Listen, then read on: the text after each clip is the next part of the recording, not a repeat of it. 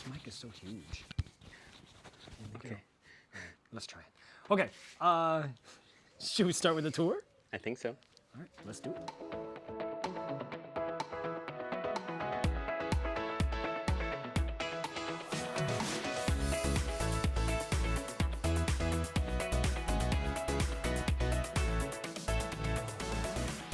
So we moved in 2018 to this little row house here in Fredericia, Denmark. The beach is right past the big pine tree. Yeah, it's an old house, like 100 years old. When we bought this house, the garden was a mess. So all of this was just overgrown, hedge was crazy, lots of stuff. There was grass down the whole middle. And in this past year, actually in the past 3 years, we've slowly taken this and turned it into a bed of perennials. We bring in some annuals sometimes. This year in the winter, we took up all the grass. So all the grass is gone, and we laid out a path, stones and pebbles, then built some new flower beds in there. So let's give you a tour of what's growing right now here in June, and show you what we can do here in Denmark. We gotta let you know though, it's been a very, very, very dry summer.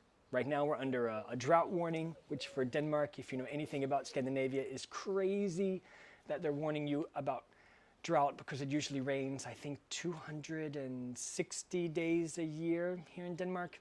I'll double check that. It rains all the time. It hasn't rained for weeks. It's not supposed to rain for another 2 weeks. So a lot of things that should still be in flower are kind of already gone. But yeah, here in the middle of June, let's show you what we got.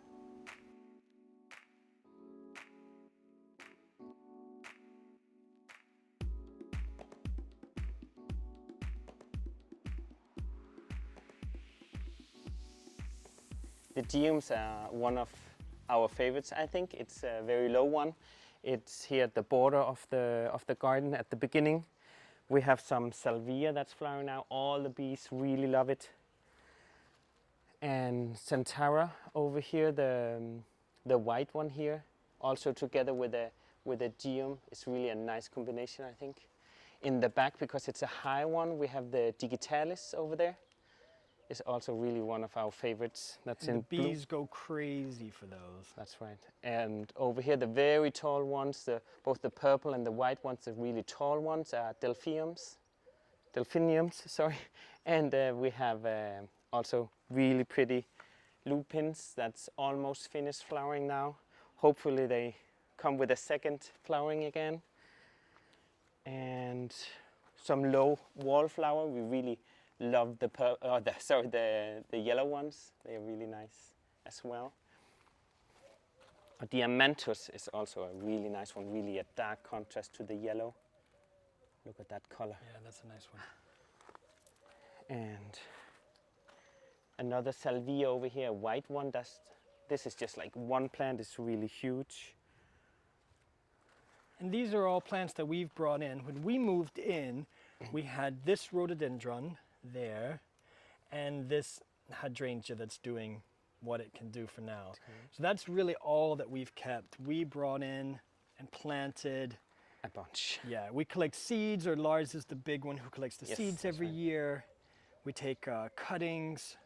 So this is a new one that we've just added this year because this whole flower bed is brand new here in the center. Yeah. And also I think it's important to mention we moved one of these rhododendrons, a smaller one, to give some height in this new established flower bed. Yeah, we're hoping, because right now we have a sun, so we have the trampoline.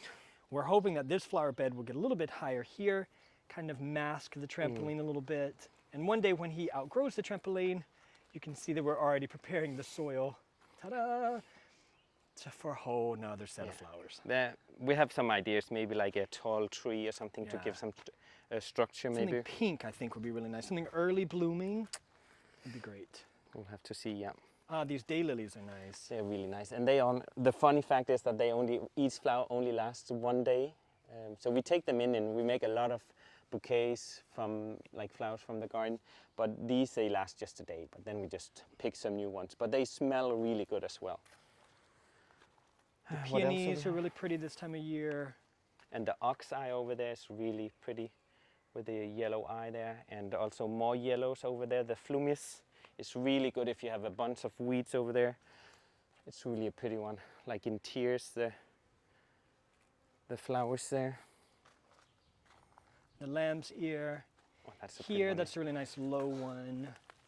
And also like You can see we've also started bringing in some summer flowers, you know, over here.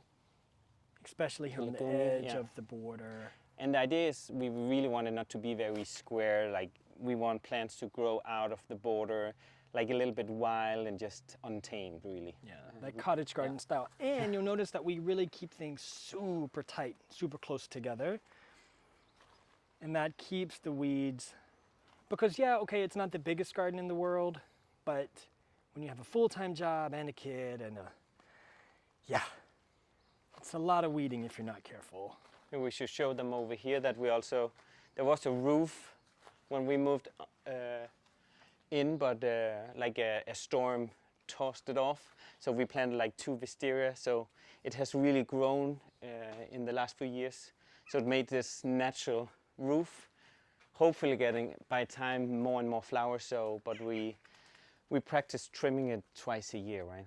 Yeah, because when we moved in, like Lars was saying, we had this, let me show you over here. We had this plastic, which was fine. And the owners, before, they would sit out here because you get the sun sets that way. If I didn't make it too dizzy, the sun sets over there. So then you sit up here and then you have a nice dinner. There was also a little shed here where we would keep the garden tools, park the lawnmower back here. So there was this whole shed that went here, and then even with what is now the pergola, so all the way here. So this was all blocked off. They'd cut a hole, and the tree was sort of growing out the middle of the hole, which was fine. We left the tree, but we really weren't digging it. So we took the building down. Also, we had a big storm, so the building was kind of shaky. Took the building down, and now we're bringing in a lot of hydrangeas. As you can see, that's sort of the plan for here. It's quite shady until the afternoon, when that afternoon sun hits. So hopefully the hydrangeas will do really well. We've had to add nourishment to the soil because it was really sandy. Back here, there were just tiles, which were laid on top of sand. So we're trying to bring that soil back and keep it nourished. So super excited about that. Here we have also one of my new favorites, stork spill. A really pretty one that I sowed last year from seeds. I think it's amazing that you can toss some seeds in the ground. I think nature's really, yeah, unbelievable. That is tiny, tiny seeds, and now it's like, look at this, really pretty flowers. We have over here also a new, because this was also the lawn. We put some raised flower beds that we planted some dahlias in. Some are like sown from a seed, and others we got from a bulb. And then we put some poppies around that's going to be low, and Jacob's ladder, because the foliage is really nice. So the plan is that it's going to be really a lot of flower here, also autumn, so we have a lot until the frost comes, because otherwise it's just green. We really like to have a lot of pop of color, right? So yeah, a lot of things to look at. I think that's it, right? Yeah, same thing here in the middle. Here we've added, you can see there's some more wallflowers, this time just in a different color. That rhododendron, you can see the bees are going crazy for this guy. The rhododendron, yeah, the digitalis. So yeah, lots going on. Yeah, so they're telling us that we really can't water that much. You were watering basically in the morning, but now I have to be a little careful with that. We do have a glass house, a greenhouse back here behind us where this is where Lars takes care of the seeds that he's growing and stuff like that. So fortunately that's getting to the end, so we don't have so much more of that. So we can take it easy on the watering. So we have had some like rainwater, like a rainwater bucket where we collect rainwater. So, but we've used most of that. So hopefully it'll rain here soon. So strange to say that here in Denmark, but yeah, hopefully for some rain soon. But that was the tour for now. Yeah, let's see what happens the next couple of weeks. So here in the middle of June, usually by now the lupins are still in bloom. They're still really pretty all the way through to the end of the month.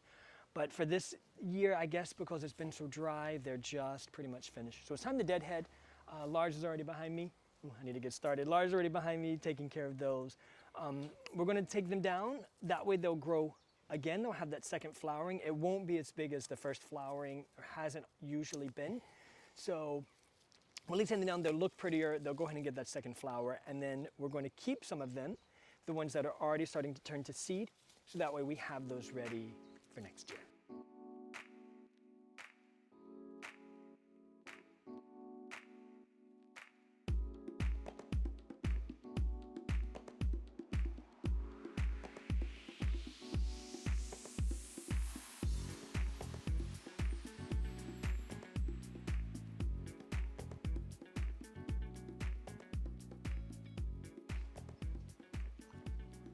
I think I'm gonna move some of these geraniums over there because the foliage is so nice, and I'm gonna move it over here to the alliums. Even though I took the leaves off, it's really bare down there. I think that would be a really good idea for autumn projects, actually. So it's been a couple of days since we sprayed the lupins with our soapy water mixture. For the most part, it took care of them, but you can see there, see those little white things on that plant, buddy? They're still there. But that's what we thought. We knew it's not poison, so we're not trying to completely devastate the environment, but we do have to spray them again with some soapy water. We'll do that this afternoon, I think, when the sun goes down. Yes, that's a good idea. Let's give it a shot and see what happens. We don't have a lot of rainwater left. I'm using like every drop of it. That is the saddest sound.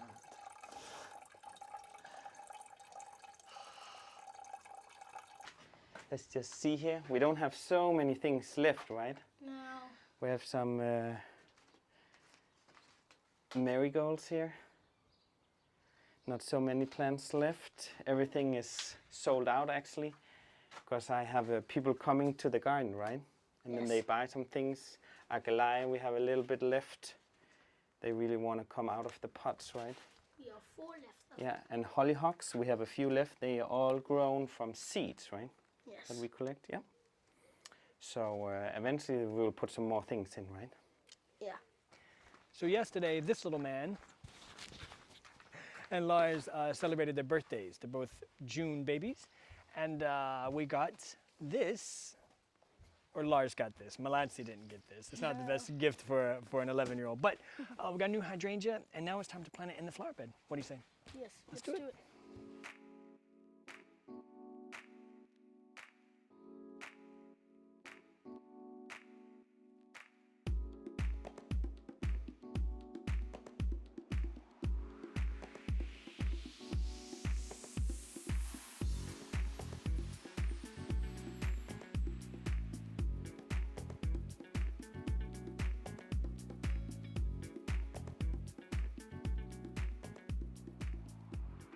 We have taken some cuttings from our elderflower. We have like this really great one with dark foliage, and a few weeks back we just took some branches off and stuck them in some soil that we kept moist here in the greenhouse, and forgot all about it, actually. And now, only a few weeks later, it has rooted, so now it's going to go in a bigger pot, and then it's ready to go out in the garden, or we can give it to some friends. So it's a great way to get more plants, and it's going to be a true copy of the mother plant, actually. Yeah, I'm excited.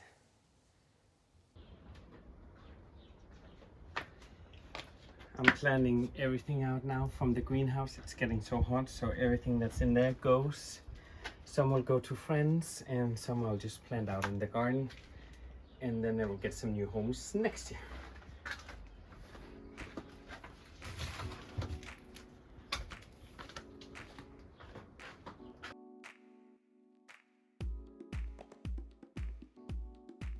I think it's safe to say that we planted too much this year.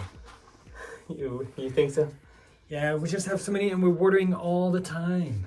Yeah, I know. So they gotta go. Some of them gonna just be out in the garden though. Yeah. And good we have neighbors that will come and get some. Neighbors are gonna get a lot of plants. But yeah, they are too dry here in the pot, so I hope this is a snapdragon in white. I hope I can plant it out and it will survive. They need to come out of the pots though. Yeah, it's time. since garden tours is the name of the game, I thought we would drive over and show where Lars is working. He has been a kindergarten teacher ever since we first met. That's about 12 right. years. Yeah, for about 12 years. About 12 years he's been a kindergarten teacher. But this year he's taken a job as a gardener, professional gardener here at one of the cemeteries here in the city. And you can see here in Denmark, the cemeteries aren't really like where I grew up. They're city parks. People come here, they hang out, they bring their lunch, their coffee, whatever. They're absolutely incredible, incredible places full of perennials, bushes, trees, summer flowers. And so I thought we would take a minute and show you one of the new flower beds that he's been working on this past week. And yeah, let's take a look.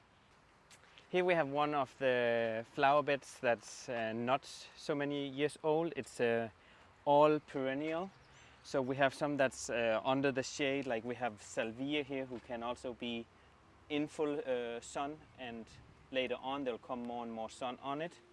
And we have some really low geraniums, really pretty in this pinkish color, that also eventually, by the time, the idea is that it will cover the whole ground here. We have also over here the plumies here, that will also be a really good ground cover for, like, so if you don't want any weeds, have this one. It's really a pretty one. And then again, different kinds of salvia, some with like a dark purple, some with more like pinkish. And as you can see over there, the bees just love it. It's full of bees in it. And a bunch of hostas in different shapes, and they will also by time cover the ground. We have catmint here that the bees really love as well. And once it's finished flowering, we will trim it back, and it will come with a second flowering. And it's also really great for cuttings. You can really propagate easily. We have a bunch of lamps here over there. So as you can see, we planned really in a bigger group because it gives you really a big wow effect, we think. And in different color schemes, really like purple, bluish color.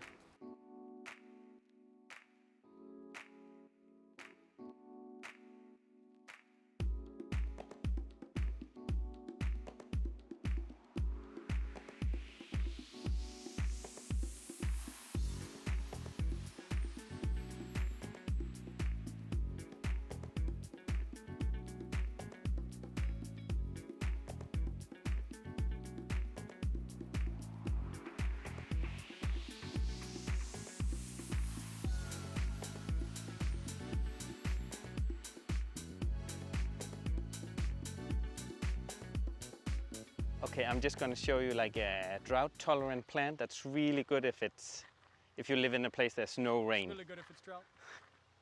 Yes. Drought-tolerant plant that's really good if there's drought. And here it is. It's really a low plant, and it's both in white and in pink. It's called Sacrifaga, and it will spread slowly and has these really cute pink flowers, and the foliage is green most of the year actually, which is really great too.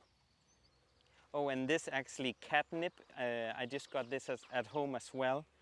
It's really great. I think look at all the bees and the butterflies there. I can't wait to get more of that actually at home. I promise just one more.